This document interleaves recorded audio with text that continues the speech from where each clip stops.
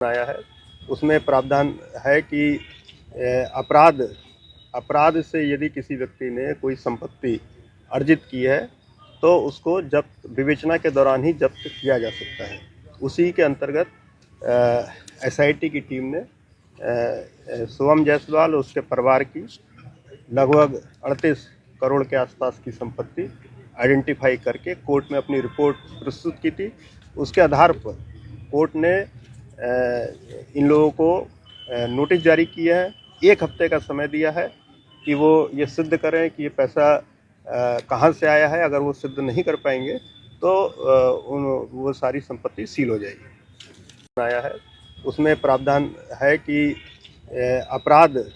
अपराध से यदि किसी व्यक्ति ने कोई संपत्ति अर्जित की है तो उसको जब्त विवेचना के दौरान ही जब्त किया जा सकता है। उसी के अंतर्गत एसआईटी की टीम ने शुभम जायसवाल और उसके परिवार की लगभग 38 करोड़ के आसपास की संपत्ति आइडेंटिफाई करके कोर्ट में अपनी रिपोर्ट प्रस्तुत की थी। उसके आधार पर कोर्ट ने इन लोगों को नोटिस जारी किया है। 1 हफ्ते का समय दिया है कि वो ये सिद्ध करें कि ये पैसा कहाँ से आया है। अगर वो सिद्ध नहीं कर पाएंगे तो वो सारी संपत्ति सील हो जाएगी।